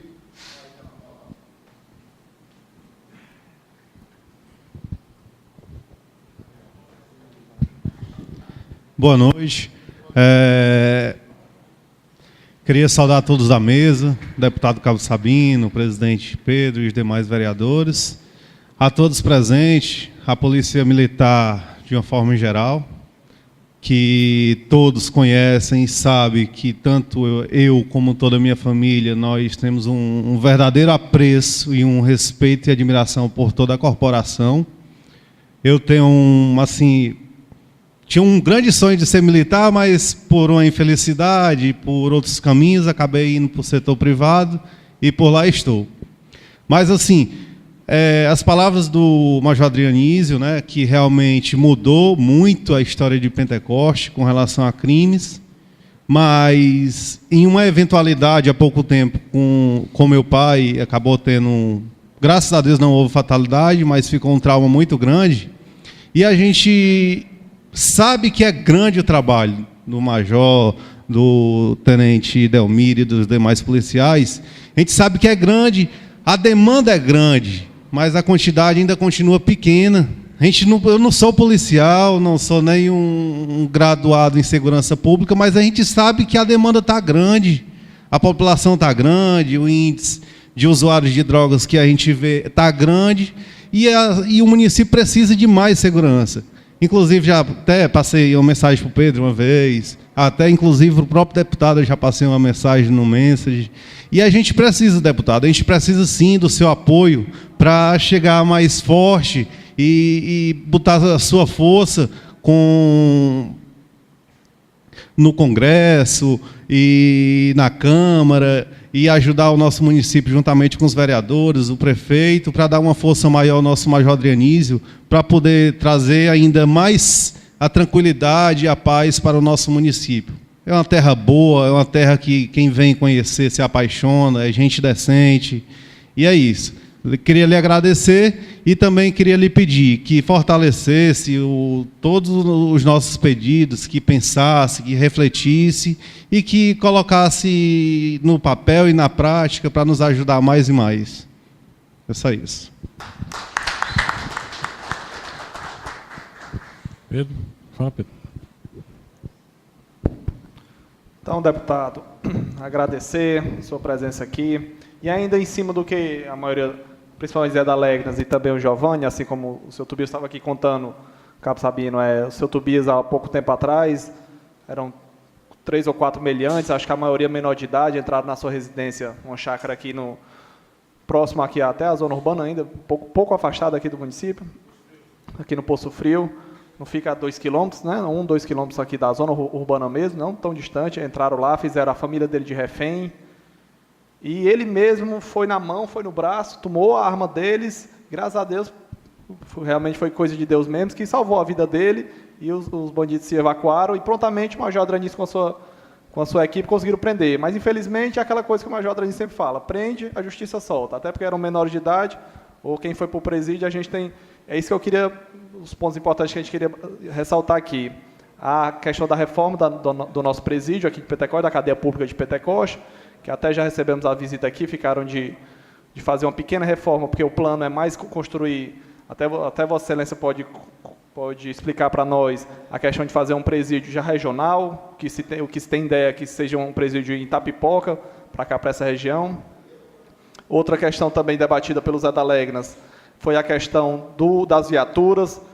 Nós já procuramos o deputado Roberto Mesquita, ele tem encampado essa luta lá na Assembleia do Estado, tem sempre cobrado o governador por viaturas. O governador, no seu Facebook, falou que ia mandar 3 viaturas, mas até agora nada. A gente nem pede nem que sejam essas novas, até porque esse carro Duster aqui para Pentecoste, uma zona rural tão extensa, não é muito viável, realmente são mais as Hilux. A gente pede que o senhor incorpore essa luta com a gente. Pede também uma ideia, que foi uma luta encampada, principalmente pelo Major Adrianísio Paulo, a questão de trazer o raio, não só para Pentecoste, porque a gente sabe que o governo do Estado do Ceará manda o raio para cidades com mais de 50 mil habitantes, mas o que é a ideia da gente, que a gente já procurou o deputado Roberto Mesquita também, para falar junto com o secretário e junto com o governador, o raio para a região toda aqui, que é o Vale do Curu, que seria Pentecoste, Apunharés, General Sampaio e Tejuçuoca, que somando aí já dá mais de 80 mil habitantes.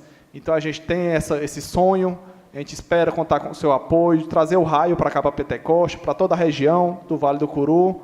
Agradecer a aula de moralidade, a aula de cidadania que o senhor deu aqui, juntamente com o Torres também.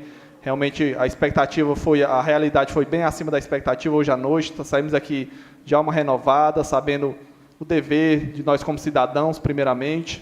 Agradecer a presença de todos aqui e vamos ouvir o Cabo Sabino.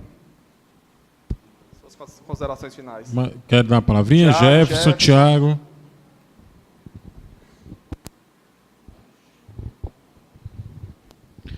Bem, eu agradeço mais uma vez. Deixa eu fazer aqui alguns contrapontos.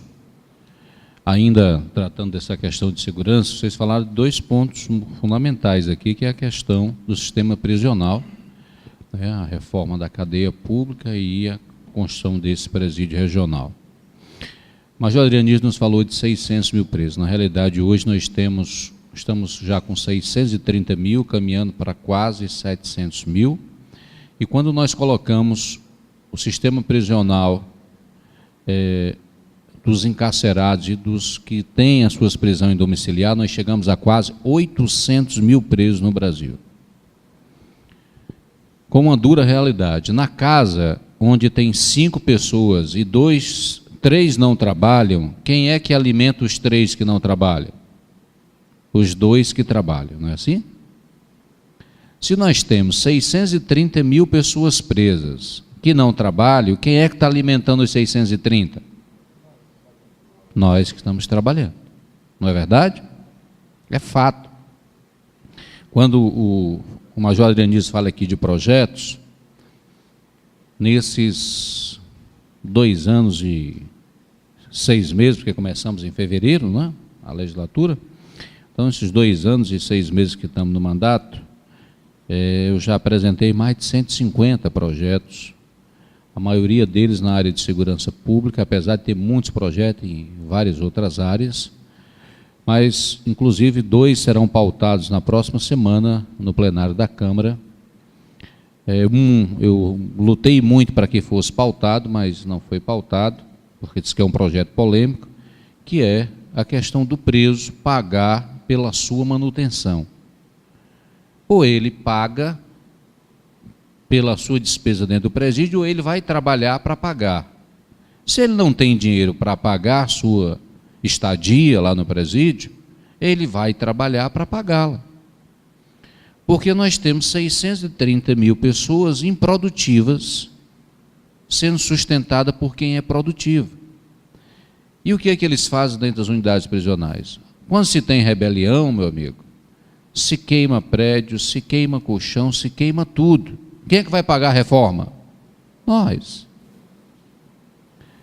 E aí o cara vive lá, não trabalha, não se qualifica. Quando ele sai, meu amigo, ainda que ele tenha cheia de boa intenção para uma vida diferente, longe do crime, ele não tem nenhum tipo de profissão. Como é que ele vai conseguir ser recolocado no mercado de trabalho? Ora, se um jovem hoje que consegue se formar, sai com um diploma, mas se ele não tem experiência, coloca ele para ir atrás no mercado de trabalho, para ver se é fácil ele encontrar. Agora você imagina o cara que não tem sequer o nível fundamental concluído, e no currículo dele a última passagem é um presídio. Ele vai conseguir emprego? Não, não vai. O que é que ele vai fazer? Vai voltar para o crime. Então, não é só construir unidades prisionais, mas é construir as unidades prisionais onde elas tenham a capacidade de colocar aquele preso que está lá para estudar, se ele concluir o ensino fundamental, o ensino médio, dar a ele uma profissão se ele não tem e botar ele para trabalhar. Ele tem que produzir. As cadeias públicas não podem ser apenas um local de repouso. Tem que ser um local para se trabalhar, sim. Infelizmente, o Brasil é signatário de acordos internacionais que proíbe o trabalho escravo, ou seja, o cara não quer trabalhar, ele não é obrigado.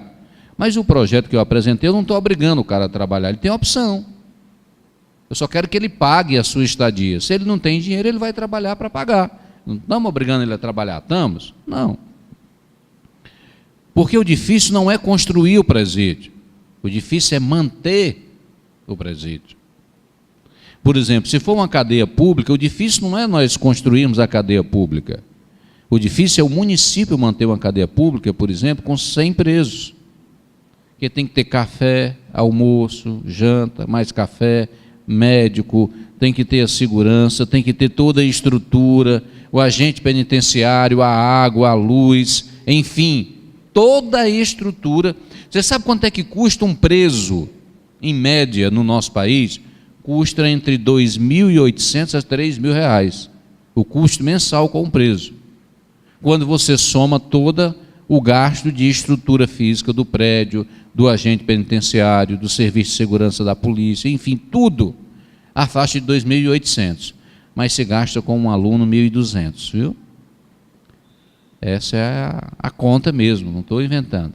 E se for num presídio público, for num presídio de segurança máxima federal, o custo sobe para R$ 12.000. 12 mil. Então, uma cadeia pública no município, muitas das vezes o prefeito não quer receber o prédio, não. Porque quem é que vai custear? Quem é que vai pagar mensalmente? E eu disse isso ao atual presidente da República, o presidente Michel Temer, quando teve aquelas crises dos sistemas penitenciários na Amazônia, Rio Grande do Norte, teve no Ceará. Nós fomos convidados para uma reunião de crise, que eles chamaram, eu fui o único parlamentar do Nordeste que fui convidado, e eu disse isso ao presidente. Ele disse que não entendia porque tinha mandado 40 milhões para os estados para construir presídios e os governadores não estavam satisfeitos. Eu disse a ele, é simples, o difícil não é construir, o difícil é manter. Construir é muito simples, você começa e termina. E pronto. Agora a manutenção é que é mensal, tem que ter aquele gasto. E eu disse para ele, olha, nós não temos como modificar o sistema prisional, a realidade do Brasil, sem mudar o sistema prisional. Não é a estrutura física, é como nós construímos e como estamos mantendo. Nós não temos uma unidade agrícola em funcionamento no país, senhoras e senhores. Nós somos um país produtor de grãos. Aqui no Ceará nós tínhamos um lá no Amanari, fechou. Ou seja, ninguém nesse país que comete crime com pena entre 2 a 8 anos, fica preso. O cara cumpre em liberdade. E nós vivemos num país, quando se fala nisso, eu quero, para encerrar essa questão, para vocês poderem entenderem melhor, o grande problema do país não é falta de polícia, não é só os presídios, não é que se prenda mal, não é nada disso. O problema do Brasil é que se pune mal. Vou dar um exemplo. Alguém que comete um homicídio simples, que é matar alguém, eu não sei como é que a lei classifica homicídio simples, porque eu acho que não existe simplicidade de matar ninguém. Acho que todo homicídio deveria ser homicídio, independente do que ocorra. Mas existe o homicídio simples e o homicídio qualificado. O homicídio simples, a pena mínima de 6 a 20 anos. Aí o cara, se for réu primário, bons antecedentes, eu nunca vi falar em preso com maus antecedentes. Vocês já viram falar? Porque é rebelião em todos os estados. Mas todos os meses, todos os dias, todo indulto tem não sei quantos presos saindo. É incrível. Mas vamos para frente. O cara cometeu um homicídio simples, a pena é de 6 anos a 20. Se ele pegar 6 anos, a pena mínima, com 1 ano, ele muda de regime. Porque o regime de progressão da pena é de 1/6.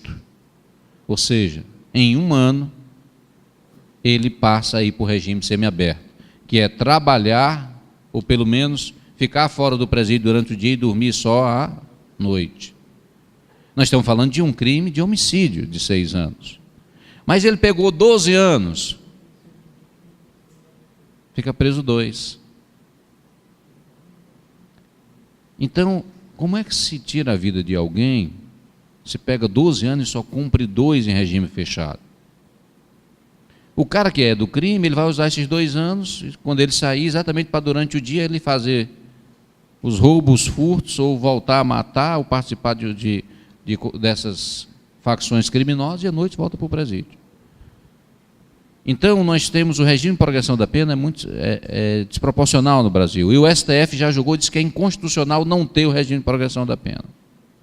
Porque os crimes hediondos não tinham. Mas analisa só. A cada 100 homicídios, apenas 8 se identifica o autor. Ou seja, 92% da maioria dos homicídios no Brasil, você não sabe quem cometeu. Se leva, em média, 7 anos e meio a 10 anos para se julgar. E quando se julga, o cara só passa 1/6 da pena preso. Então, se tem licença para matar no Brasil. E quando ele vai para o presídio, ele não trabalha, ele faz o que quer, e ainda tem mais, se filia logo um sindicato, que é o PCC, ou o Comando Vermelho, ou a Família do Norte, tá certo? Ele se filia logo um sindicato que é para defender ele, que é as facções do crime. Agora, quer ver o absurdo dos absurdos? Só para você ir mais para casa, e você que está nos ouvindo pela internet ficar um pouquinho mais indignado. Estão falando da reforma da Previdência, não estão? Que é só o que falam, que a Previdência tem rombo. E aí vai ter que trabalhar no mínimo agora, velho, 40 anos. Isso mesmo, 40 anos sua contribuição. Mas se você quiser se aposentar com 75% do valor que você paga, ou seja, você tem um salário de R$2.000 e você diz assim, não, eu quero pelo menos me aposentar com R$1.400, você vai ter que pagar durante 25 anos. Tá? E tem que ter 65 para você se aposentar com 70% disso, é a proposta. Mas o cara que é presidiário, se ele trabalhar com carteira assinada e ele pagar apenas 1 ano e 6 meses, e ele for condenado a 20 anos, ele vai receber durante os 20 anos. Você diz, não, deputado, o senhor disse que quando ele mudar de regime de progressão da pena, como é que ele não está mais preso? E daí? Ele vai, enquanto ele tiver, aí ele vai para o semiaberto, mas ele continua recebendo. O trabalhador, para poder receber, ele tem que trabalhar quantos anos para receber 70%? 25, 70. E se ele quiser o mesmo valor que ele paga, tem que trabalhar 40 anos. Mas se o cara matar alguém no país, ou roubar, ou matar, ou estuprar, se ele tinha uma carteira assinada, não sei se ele vai trabalhar ou não, mas se ele tiver uma carteira assinada, ele só precisa ter 1 ano e meio de carteira assinada para receber durante 10, 15, 20 anos. Que país é esse? Como é que a reforma da Previdência tira o direito do trabalhador e não tira o auxílio-reclusão? Auxílio-reclusão tem que ser para a família da vítima. E é o cara que matar tinha que trabalhar no presídio para mandar para a família da vítima. Ele que tinha que pagar. Mas nós vivemos num país onde tudo é normal. Major Adrianizo, ele foi felicíssimo quando ele disse que nós estamos passando a época que todo mundo quer ser bonzinho. É a época do tadinho. Mas quem gostar de bandido, leva para casa, cuida, engorda e fica com ele. Porque bandido tem que ficar na cadeia. Eu tenho mais de 20 projetos endurecendo penas, inclusive apresentei um que na pena máxima não seja só de 30, seja de 40. Quer dizer que para a gente trabalhar, pode trabalhar até os 40, mas o cara para ficar preso, a vida dele não aumentou, tem que continuar só com 30.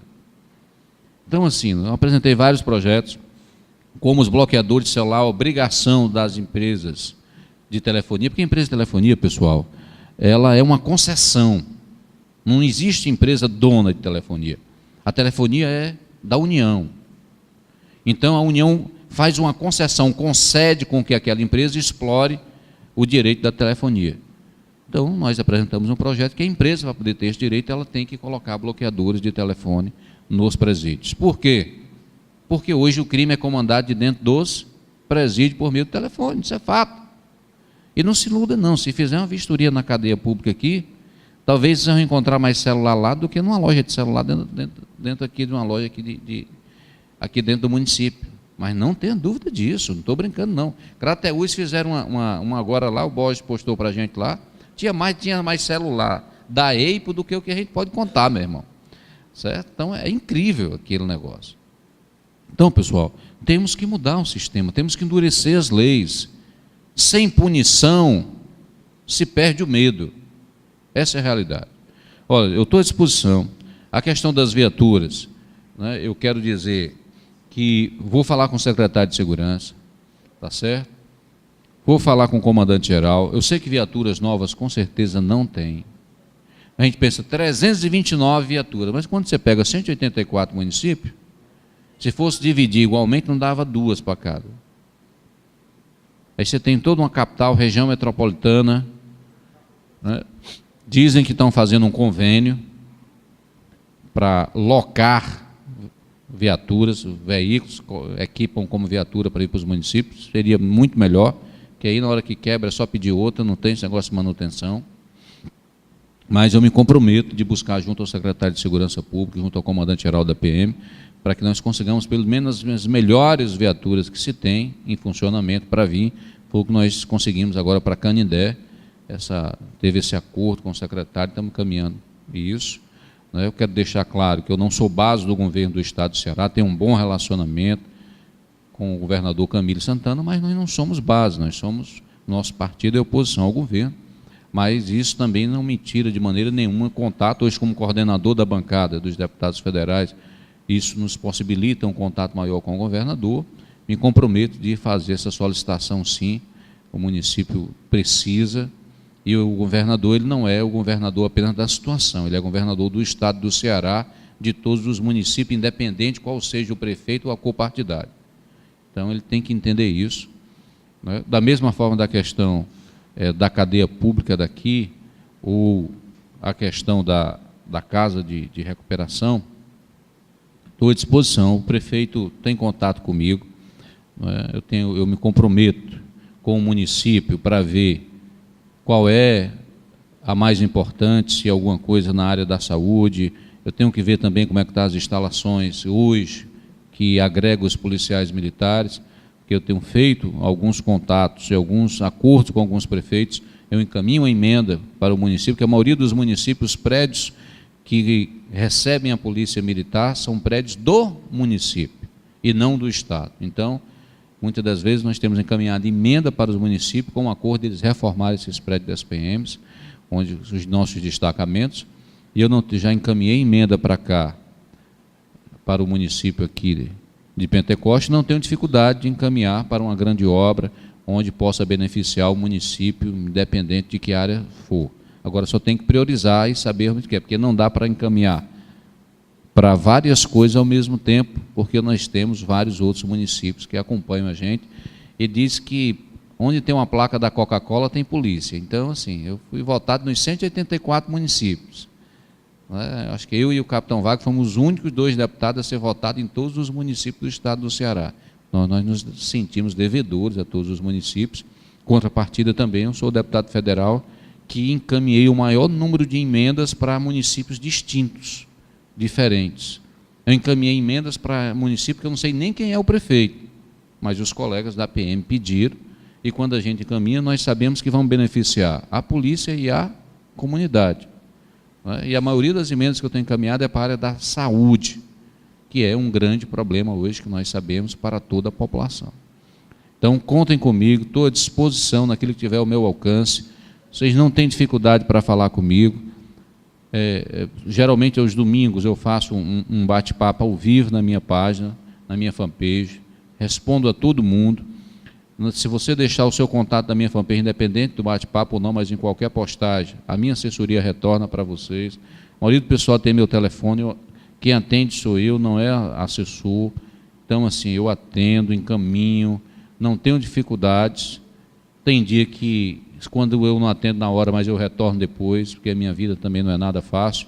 Cheguei agora às 15h40 de Brasília, fui gravar um programa de rádio e vim para cá. Só deu tempo de passar em casa e dar um beijo na esposa, na netinha, e nos filhos.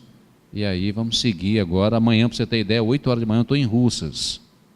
À tarde em Morada Nova, 8 horas em Russas, 9h30 em Quixeré, à tarde em Morada Nova, no sábado em Limoeiro, depois nós vamos estar em Horizonte. Igual precisão, anda muito, meu irmão. Então, muito obrigado, carinho, respeito de vocês, Edson, muito obrigado. Quero deixar meu abraço aqui a todos os vereadores da Câmara Municipal, aqui de Pentecoste, na pessoa do nosso presidente, e quero dizer uma coisa, finalizando aos vereadores e a toda a população. Vereador é como para-choque de caminhão. A primeira porrada é sempre nele. Porque é ele que mora no município. Então, o primeiro contato é nele, é na casa, né? Na batida da porta primeiro, é na porta do vereador, porque é aquele que você tem mais contato. É aquele que a população não tem um contato com o deputado, mas acha que ele tem e que ele vai ligar. É ele que tem um contato com o prefeito. É ele que tem condição de conseguir um carro para isso, um carro para aquilo. Agora eu queria fazer uma pergunta e não quero que você responda a mim, responda a você mesmo. Por que o vereador num município que ganha R$5.000, ele tem que dar o remédio da consulta, o exame, a cirurgia, o vale combustível para o cara ir para a praia no domingo, porque pedem, a dentadura, a passagem para o cara ir e voltar não sei para onde, e o juiz da cidade que ganha R$30.000, R$40.000, por que você não vai pedir o juiz? Por que você não vai pedir o promotor que ganha a mesma coisa? Por que tem que ser o vereador? Por quê? Responda você mesmo por quê. Obrigado e boa noite, pessoal.